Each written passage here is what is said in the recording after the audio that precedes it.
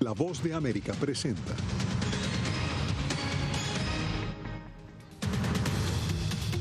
El G7 promete donar 1.000 millones de vacunas a las naciones más necesitadas. Texas construirá su propio muro fronterizo. Además, en Perú, Pedro Castillo se perfila ganador, pero se dilatan los resultados oficiales de las elecciones. Y Estados Unidos suspende distribución de 60 millones de vacunas posiblemente contaminadas.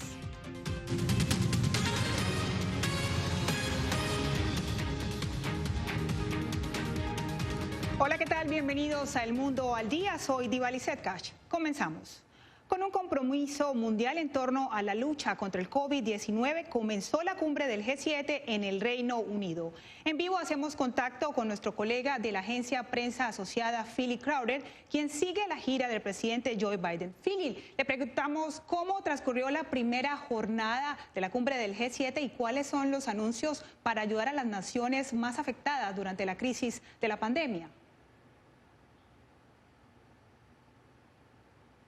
Es donar 1.000 millones de vacunas y distribuirlas entre los países con menos recursos y más impactados por este virus. Y hay esperanzas aquí de que se encuentre al final un plan para poder vacunar todo el mundo antes del final del próximo año. Ese por lo menos es el deseo del anfitrión, el primer ministro británico Boris Johnson. Esta cumbre es la primera desde el inicio de la pandemia y las prioridades claramente han cambiado.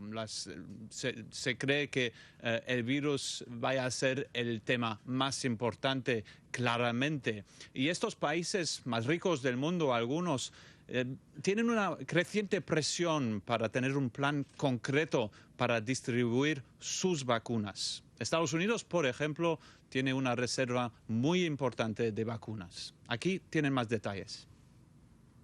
1.000 millones de dosis de vacunas contra COVID-19 será el aporte de los líderes del grupo de los 7 a los países más necesitados de apoyo para inmunizar a sus poblaciones alrededor del mundo. La mitad de ellas serán donadas por Estados Unidos. El presidente Joe Biden trajo a la mesa de la cumbre una agenda para forjar una economía global más justa, sostenible e inclusiva como respuesta a la crisis económica, según destacó la Casa Blanca. Durante la apertura de la reunión de las 7 potencias mundiales, el primer ministro británico dirigió la conversación hacia las lecciones aprendidas durante la pandemia. Necesitamos asegurarnos de no repetir algunos de los errores que sin duda cometimos en el transcurso de los últimos aproximadamente 18 meses. Y ahora debemos trabajar para que nuestras economías se recuperen. La agenda del encuentro también incluye discusiones sobre cambio climático, las responsabilidades fiscales de las corporaciones multinacionales y el Brexit. A la par del G7, el momento cumbre de la visita de Biden a Europa será su reunión con el presidente ruso Vladimir Putin el próximo miércoles. En ella, inevitablemente, el tema de los ataques cibernéticos será uno de los platos principales. Antes de la histórica cumbre, Biden prefirió no comentar a la prensa cuál será su mensaje al líder ruso. Y los líderes del G7 acaban de finalizar su recepción de apertura aquí en Cornualles en presencia de la reina Isabel. Es la primera vez que el presidente estadounidense Joe Biden se reúne con ella desde el año 1982. Gracias a Philip Crowder, nuestro corresponsal en la cumbre del G7. Continuamos con más información. El Departamento de Estado analiza sanciones adicionales al gobierno de Daniel Ortega, reveló el enviado especial para Centroamérica, Ricardo Zúñiga. Nos enlazamos en vivo con nuestro corresponsal Jorge Agobián. Jorge, ¿de qué clase de medidas estamos hablando? Diva Lizeth, no especificó este funcionario qué tipo de sanciones se estarían imponiendo o analizando desde Estados Unidos, si son individuales o económicas. Sin embargo, Zúñiga aseguró que está en contacto directo con legisladores en el Congreso. Esto ocurre cuando una comisión bipartidista de senadores envió una carta al presidente Biden diciendo que piden o le recomiendan a la administración del presidente Biden que entre las cosas que se puedan generar está revisar la participación de Nicaragua en tratados de libre comercio en Centroamérica y República Dominicana, pero también la utilización de una ley aprobada en 2018 llamada NICAD. Esto fue lo que dijo Ricardo Zúñiga. Nuestra respuesta a los eventos en Nicaragua es una respuesta que tiene el apoyo bipartidista en el Congreso y donde nosotros vamos a trabajar bien en conjunto con nuestro Congreso para examinar las leyes y las capacidades que existen, las herramientas que tenemos y las que deberíamos tener para poder responder a lo que vemos como un grave reto para la región, inclusive para los Estados Unidos, un retroceso democrático que no hemos visto en muchos años. El gobierno de Ortega ha catalogado las sanciones de Washington como coercitivas e injerencismo. Sin embargo, Washington continúa evaluando con otros países socios las medidas que pueden tomar en conjunto. Divalicet. Gracias a Jorge Agovia. Mientras tanto, el diario The New York Times denuncia que durante el gobierno de Donald Trump, el Departamento de Justicia habría obtenido datos personales sobre 2 congresistas demócratas. Laura Sepúlveda nos cuenta detalles. Fiscales citaron a Apple para obtener datos de las cuentas de al menos 2 demócratas en el Comité de Inteligencia de la Cámara, sus asistentes y familiares. Uno era menor de edad. Así relata el periódico The New York Times el hecho sin precedentes que habría protagonizado el Departamento de Justicia durante la administración de Donald Trump, mientras investigaba quién habría filtrado información clasificada a inicios de su gobierno. Trump exigió repetidamente al Departamento de Justicia que persiguiera a sus enemigos políticos. Está claro que sus demandas no cayeron en oídos sordos. Esta investigación infundada, aunque ahora está cerrada, es otro ejemplo más del corrupto uso de la justicia por parte de Trump y de cuánto puso en peligro nuestra democracia. Así reaccionó Adam Schiff, representante a la Cámara de Estados Unidos por California, quien fue investigado junto con su colega, el representante Eric Swalwell. El legislador, en un comunicado, aseguró haber sido notificado por Apple en mayo de que sus registros estaban incluidos en lo visto y solicitado por parte de la administración Trump. Como muchos de los dictadores más despreciables del mundo, el expresidente Trump mostró un desdén absoluto por nuestra democracia y el Estado de Derecho. Situación sin precedentes en el país y sobre la que el vicepresidente de Estudios de Gobierno de Brookings Institution, Darren West, aseguró. Es realmente extraordinario que alguien del Poder Ejecutivo hiciera esto contra 2 miembros del Congreso. Es una absoluta violación del sistema de chequeo y balance y de la separación de poderes. Es algo realmente cuestionable desde el punto de vista legal. Una situación que, dice el experto, es la causa de un día triste para la democracia y que sin duda debe ser investigado en pro de la transparencia para establecer exactamente qué pasó, cuándo y qué tipo de información fue recolectada. Laura Sepúlveda, Voz de América. Algunos sectores políticos en Nicaragua esperan la liberación de los opositores privados de la libertad, mientras la Organización de Estados Americanos analiza el próximo martes las medidas adoptadas por el gobierno de Daniel Ortega. Donaldo Hernández nos tiene el informe desde Managua. El comandante Luis Flay, quien combatió militarmente a la revolución sandinista que lideraba el actual presidente Daniel Ortega en la década de 1980, es uno de los precandidatos presidenciales que no descarta que el mandatario libere a los demás aspirantes y garantice elecciones competitivas. Nosotros esperáramos que Daniel Ortega recapacite, que actúe como un patriota nicaragüense que quiere el bienestar de su pueblo y de su patria y que permita que la democracia fluya. Este martes, el Consejo Permanente de la Organización de Estados Americanos realizará una sesión especial para analizar la situación de Nicaragua. El presidente de Guatemala, Alejandro Yamatei, sostiene que el organismo interamericano debe hacerle un llamado al mandatario nicaragüense. La recomendación al gobierno de Nicaragua es que cese la persecución, libere a las personas que han sido detenidas por delitos que de verdad pareciera que no tienen sustento. Sin embargo, el opositor Luis Flay duda que la Organización de Estados Americanos pueda hacer retroceder al gobierno de Managua. Porque la OEA no tiene garras para imponer sus resoluciones, no tiene capacidad y se va a burlar de Daniel Ortega de la OEA. Hasta el cierre de este informe, las autoridades no se han pronunciado sobre la sesión que realizará la OEA, pero la oposición espera más presión sobre el gobierno nicaragüense. Donaldo Hernández, Voz de América, Managua.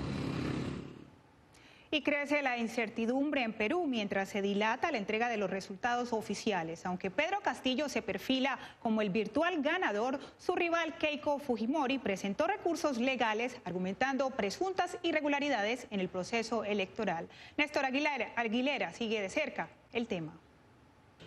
La elección no ha terminado, aseveró en las últimas horas la candidata a la presidencia del Perú, Keiko Fujimori, a través de Twitter.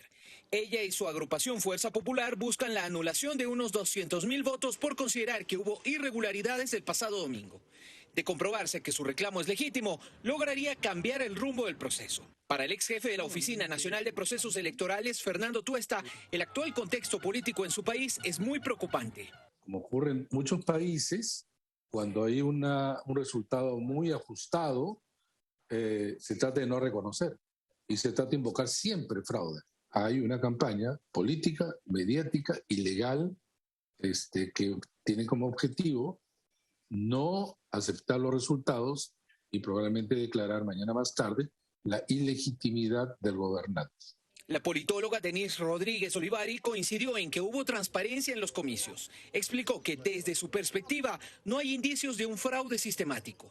Se está llevando a un clima de conflicto, división y polarización absolutamente innecesario, más aún teniendo en cuenta la pandemia global, incitar a las protestas ciudadanas en el marco de un conteo de votos que a todas luces no es fraudulento. Pero este es un proceso que deberán certificar las autoridades electorales y hasta que ello suceda no se sabrá con certeza cuál es el futuro político del país. Hasta este mediodía tan solo restaba por contabilizar menos de medio punto porcentual, con Pedro Castillo adelante en los resultados. Néstor Aguilera, Voz de América.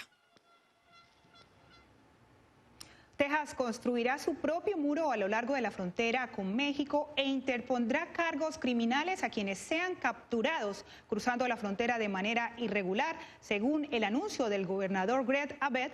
Arnaldo Rojas nos informa desde el Río. Autoridades tejanas encarcelarán a inmigrantes adultos que crucen solos la frontera entre Texas y México. El gobernador de Texas, Greg Abbott, hizo el anuncio al concluir una cumbre local sobre seguridad fronteriza en la que detalló preliminarmente que todo adulto que no cruce con familia podrá ser arrestado por elementos de la policía estatal y sería acusado de traspaso, tráfico de drogas, tráfico humano o daño a la propiedad, cualquiera que sea el caso. Según los datos más recientes, en mayo unos 121,000 migrantes fueron detenidos por la patrulla fronteriza luego de haber cruzado solos, un aumento del 8% con relación al mes anterior.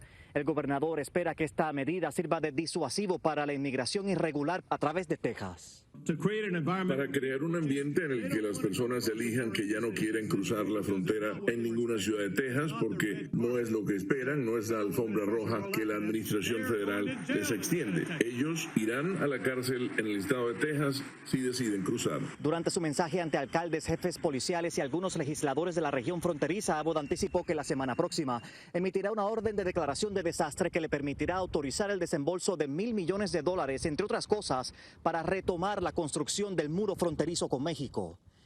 Arnaldo Rojas, Voz de América, del Río, Texas. Millones de vacunas contra el COVID-19 en Estados Unidos podrían estar contaminadas. Todos los detalles más adelante.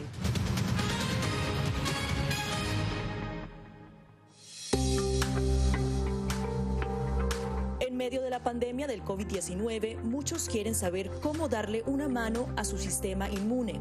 El que va realmente a combatir el coronavirus es nuestro sistema inmune, que es nuestro sistema de defensas que va a luchar contra el virus cuando aparezca. Aquí te damos 5 consejos sencillos para mantener tu sistema inmunológico funcionando de manera óptima.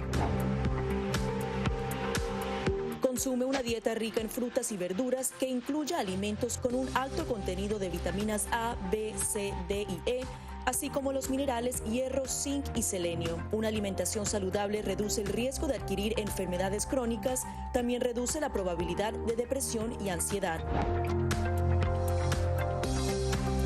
No solo mejora tu perfil cardiovascular, sino que también reduce la presión arterial y ayuda a controlar el peso. La OMS recomienda unos 30 minutos al día, incluso repartidos entre 3 sesiones. Muchos entrenadores ofrecen ahora cursos en línea, a veces incluso gratis. Mientras dormimos se reparan las células, se eliminan las toxinas, se procesa la información y se fortalece nuestra memoria. Para la mayoría de las personas, de 6 a 9 horas de sueño son suficientes. Lávate las manos con frecuencia, por lo menos durante 20 segundos. Asegúrate de hacer el proceso bien, frotando todas las partes de ambas manos y muñecas. Las antibacteriales funcionan mejor si contienen un alto porcentaje de alcohol. Las funciones metabólicas dependen del agua. Consume alimentos ricos en agua como frutas, verduras y sopas. El té y el café son diuréticos, así que no cuentan en la dosis.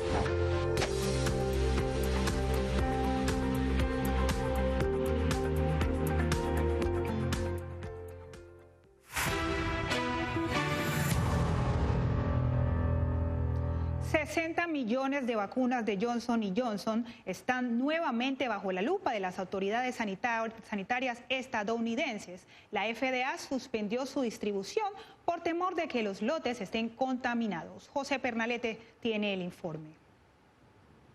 Este viernes, la Agencia Federal de Medicamentos y Alimentos, FDA, pidió a Johnson & Johnson suspender el uso de 60 millones de vacunas. El organismo tiene dudas sobre los procesos usados en la fabricación de esas vacunas y teme que estén contaminadas. Mientras se pone en práctica la medida y avanza la investigación, la Organización Mundial de la Salud hizo nuevas advertencias sobre la variante de coronavirus Delta, instando a no bajar la guardia con los protocolos de prevención.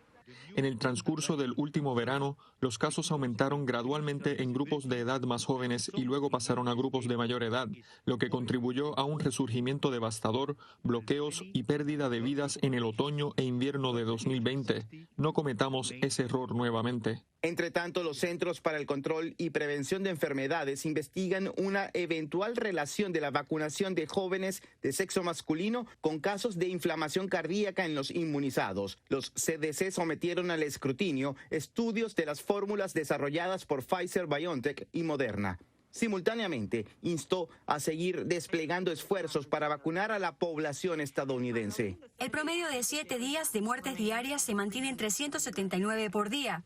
Me da muchas esperanzas informar sobre estos descensos en los casos de hospitalizaciones y muertes. La variante Delta es una mutación del coronavirus identificada por primera vez en India. José Pernalete, Voz de América, Miami.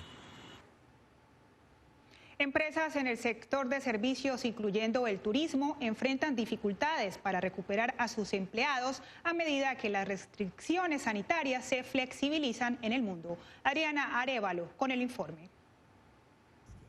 Con el verano a la vuelta de la esquina, las industrias de turismo y recreación advierten a sus clientes que los tiempos de espera para poder recibir servicios en hoteles, restaurantes y zonas recreativas serán más altos, pues literalmente no tienen suficiente personal para suplir las demandas. Yo hablé con un presidente de un hotel ayer que me llamó precisamente para eso, para pedir ayuda en conseguir empleados porque tienen una parte del hotel que no pueden abrir todavía porque no hay empleados para limpiar esos cuartos. Desde sectores políticos republicanos, algunos sostienen que la culpa de esta escasez de empleados es del gobierno nacional, pues con los beneficios del desempleo, dicen, la gente no tiene necesidad de volver a trabajar. Sin embargo, hay otros factores que, según los expertos, hay que tener en cuenta. Es un aumento sincronizado de la demanda y el mercado no puede simplemente manejar eso. Es demasiado. Es decir, por primera vez son múltiples las ofertas laborales en frente de una sola persona. Todo el mundo está regresando y quieren contratar ahora mismo y la gente que estaba desempleada dice, mira, tengo todas estas posibilidades, déjame buscar más, buscar una mejor posición. Algunos especialistas afirman que esta situación obligará a las compañías a replantearse temas tan importantes como los beneficios y salarios que ofrecen sus empleados, pues la pandemia cambió radicalmente las expectativas de los trabajadores y su forma de escoger cómo ganarse la vida. Adriana Arévalo, Voz de América, Las Vegas. El Procurador General de California apeló el dictamen de un juez federal en San Diego, el cual revoca una ley estatal que prohíbe el uso de armas de asalto. Verónica Villafañe con el informe. Frente al Hospital General de San Francisco, donde se tratan a víctimas de tiroteos, el gobernador de California, Gavin Newsom, y el fiscal general Rob Bonta anunciaron que apelaron el fallo de un juez federal que revocó una ley que hace más de 30 años prohíbe las armas de asalto en el estado. Nuestras sólidas leyes de sentido común sobre armas ayudan a frenar tiroteos masivos y la violencia de armas de fuego en general. Y con una de las tasas de mortalidad por armas de fuego más bajas del país, tenemos que seguir usando todas las herramientas que tenemos para defender nuestras vidas. Bonta dijo que las armas de asalto son más apropiadas para uso militar, no para defensa propia, y reprendió al juez Benítez por hacer afirmaciones irracionales y falsas en su dictamen. En su fallo, el juez Roger Benítez comparó el rifle AR-15 con una navaja suiza. Sugirió que tales armas eran necesarias para las milicias, citando la revolución en su país natal de Cuba, y en lo que ahora se considera como una muestra de tener una tendencia antivacunación, escribe que ha muerto más gente por la vacuna contra COVID-19, no por la enfermedad en sí, que por tiroteos masivos en California. Catalogando el fallo como una vergüenza, el gobernador Newsom cuestionó la integridad del juez. Lucharemos contra el fallo. La seguridad de armas de fuego salva vidas. Punto. El fiscal general dijo que también pedirá al Tribunal de Apelaciones que suspenda la decisión del juez y mantenga la ley en vigor durante todo el proceso de apelación. Verónica Villafañe, Voz de América, Los Ángeles. Colombia permite ingreso de organismos internacionales en el marco de las protestas. Más adelante.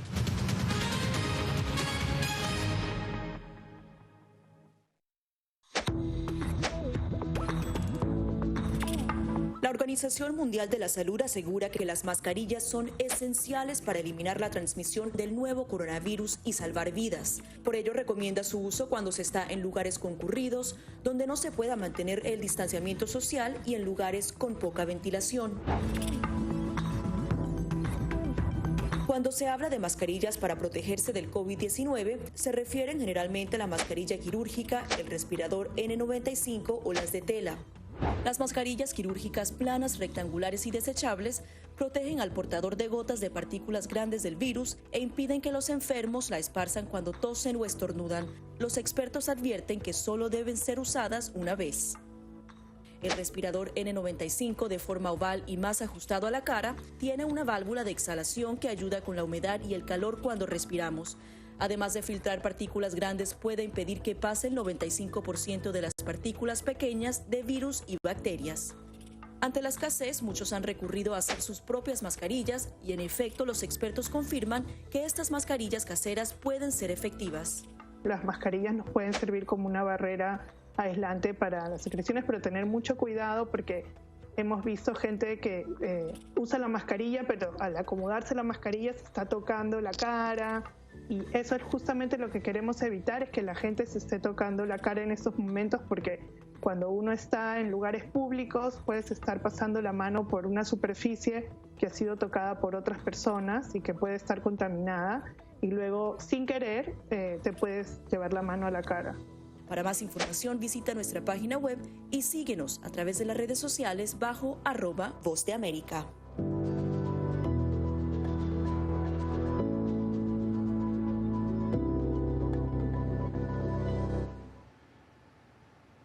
La Comisión Interamericana de Derechos Humanos visitó Colombia para verificar las denuncias de presuntos abusos de la fuerza pública en medio de las protestas. Jair Díaz con el informe.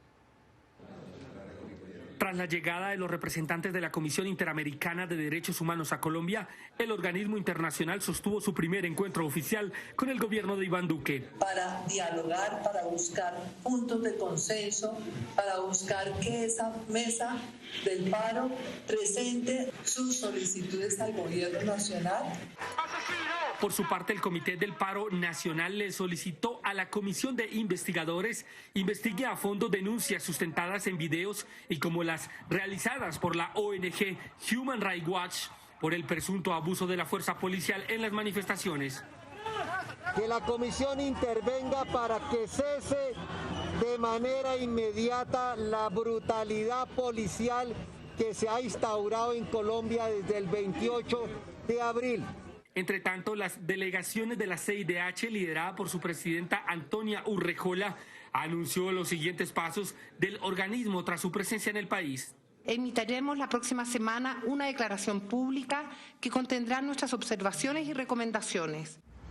Dentro de esta mesa de trabajo de la CIDH y el gobierno de Iván Duque se puntualizó que se han presentado 3.180 bloqueos, de los cuales se han realizado 1.003 desbloqueos con el apoyo de la fuerza pública para revivir el funcionamiento del país. Jair Díaz, Voz de América, Bogotá. Cigarras cubiertas de chocolate, la nueva sensación gastronómica. ¿Se atrevería a probarlas? Se las mostramos en minutos.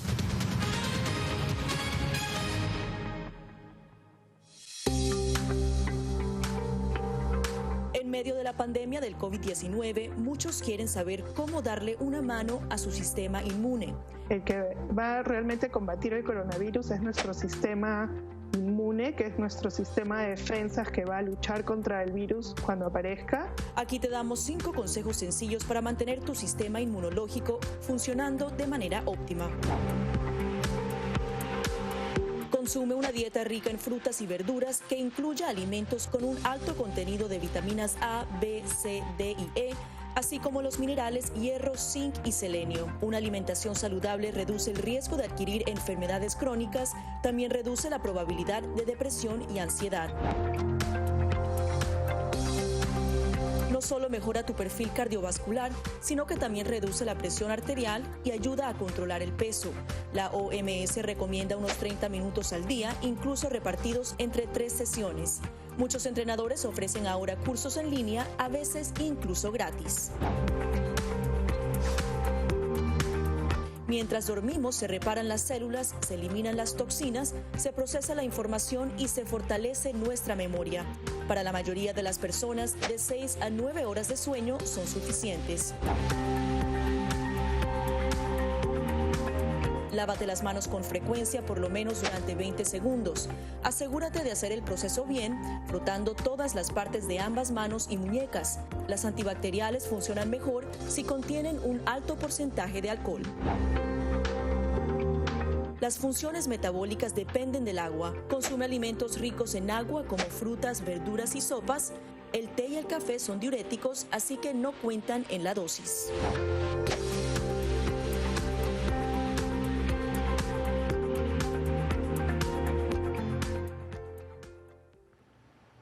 Tal vez sea solo una moda o una abreboca de lo que se avecina para la humanidad. Por ahora, comer cigarras recubiertas de chocolate se ha vuelto popular entre los estadounidenses. Jacopo Luzzi degustó algunas cigarras y nos comparte su experiencia. Por estos días, la capital estadounidense sufre una invasión de cigarras, y no de cualquier tipo. Estos insectos pertenecen a la familia de las que salen a la luz después de una hibernación de 17 años. Hay billones de ellas, y ni el presidente Joe Biden se salvó de ser su blanco.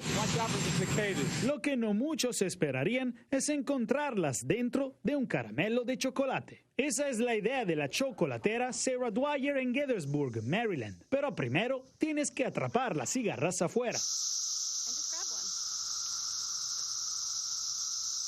Un poco de agua caliente, aceite, canela y ya están listos para cocinarlos en una freidora de aire. Por último es el momento de mojar las cigarras en el chocolate derretido. So you just dip one in. Los sabores son variados, desde la leche hasta el picante. Es crujiente como una nuez y también es el tipo de textura extraña que se obtiene al final de un trozo de palomitas de maíz. Es como el interior de unas papas fritas. Y a mucha gente, más allá de la curiosidad general, le encantó este nuevo postre. Estuve en la selva tropical, así que comí otros insectos, así que no es gran cosa, pero la mayoría de la gente por aquí está completamente asustada por eso. Cigarra con chocolate. Vamos.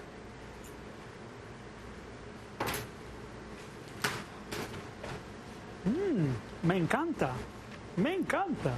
Con muchas proteínas y muy bajos carbohidratos, Dwyer dice que las cigarras serán la comida del futuro y en 2038, cuando regresen, la gente comerá insectos con más regularidad.